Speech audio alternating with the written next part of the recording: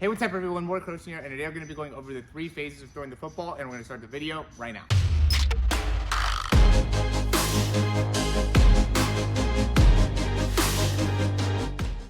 Alright, so just the other day I made a video about lower back pain when you're throwing and how you can avoid that. In that I referenced that there are 3 different phases of throwing the football, and there's a video for that. And then I realized that I actually haven't made a video and put that on YouTube, so I thought I would go ahead and do that here today. Should be super informational for you guys, so if you like it, go ahead and click that thumbs up down below. That helps us out a ton. Subscribe to the channel if you haven't already, and if any questions, comments, recommendations, leave those down below. And we're going to go into the 3 different phases right now. So the first thing is going to be the load, and really what I always talk about when I do my breakdowns and more of my individual breakdowns, but I talk about how when the picture of the throw goes a lot into the load and a lot into the finish or the follow through. And if you can understand, what's going to be correct within the load and understand what's correct within the follow through, then it's a lot easier to be able to get the transition, which would be the second phase, back in line. But I do want to give you a good understanding of what's going to happen in those phases. So the first one's going to be the load, right? And when you talk about the load, what ends up being a big part of it ends up being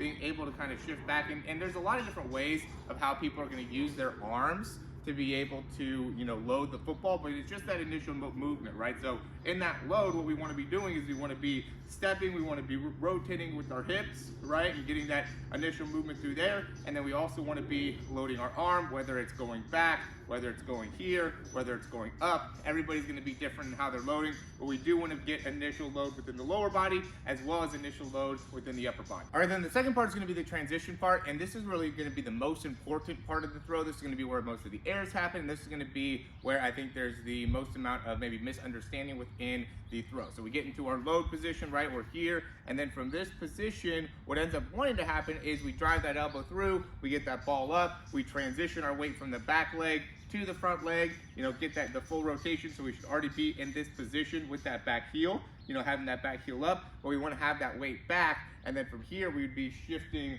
our weight forward during the transition, right? As we're driving our elbow up and through, arm up and through, getting the nose of the football to be facing straight ahead, right? And so a lot of times what we see are common mishaps here is, as people are starting to transition their front leg, we'll see people straighten out that front leg and kind of stop that hip rotation. We'll also see people get the ball too far back. We'll see the elbow drop. That's all things that are happening within the transition phase, which is the second phase of the throw.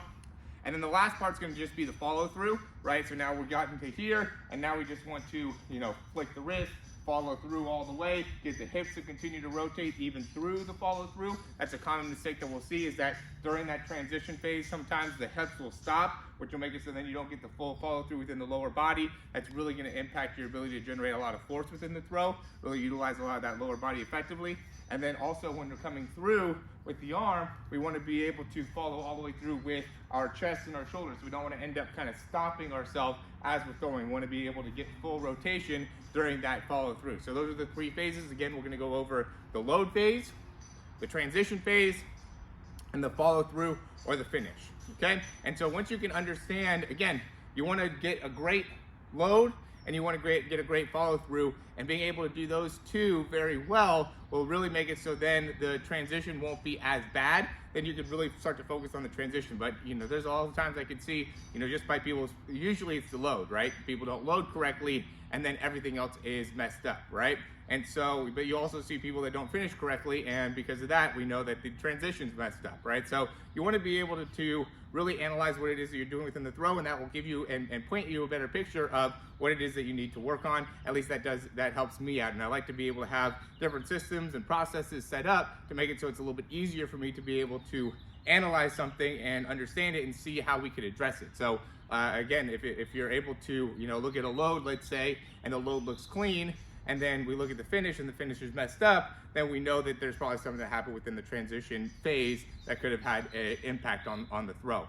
Just a quick example, right? Or there's a lot of different ways that obviously people throw.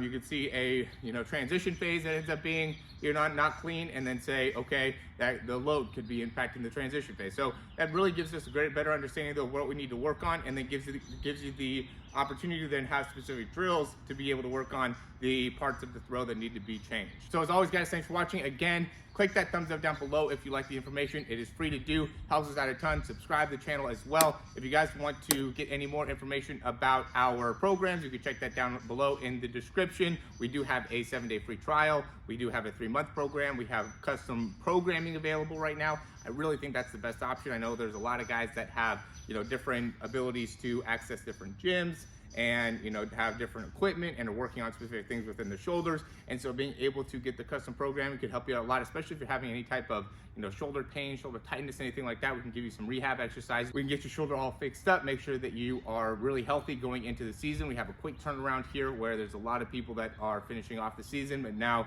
getting right back into it to get ready for the next season because of everything that happened with COVID. And so the custom programming I think could really help out with that. And with that custom programming comes those breakdowns or those Zoom sessions, whatever ends up being the better thing for you. I think it's a huge value for you guys, right? And I really want to be able to continue to add more and more value for you. So anybody that's in that custom programming, we're going to be able to connect, we're going to be able to talk, we're going to be able to go over all the things that you need in order to make it so you can continue to take your game to the next level and continue to improve in your overall performance. So that ends up being the biggest thing with that custom program is there's just a lot of individual time where we could do the breakdowns, we could do the Zooms, and that's where you're going to see the biggest benefit, because now we could really focus on and isolate your mechanics. And a lot of times that ends up being the biggest thing, whether it's you're throwing power, you're throwing distance, your accuracy, your release time, you're having pain in the shoulder. A lot of it goes back to the mechanics. And I've looked at thousands of hours of not only professional quarterbacks, but also youth quarterbacks that are trying to fix the mechanics and been able to help out a lot of guys and being able to do that. So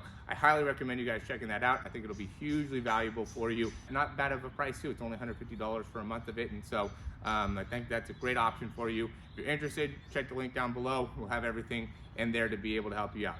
As always, guys, thanks for watching. We'll talk to you soon.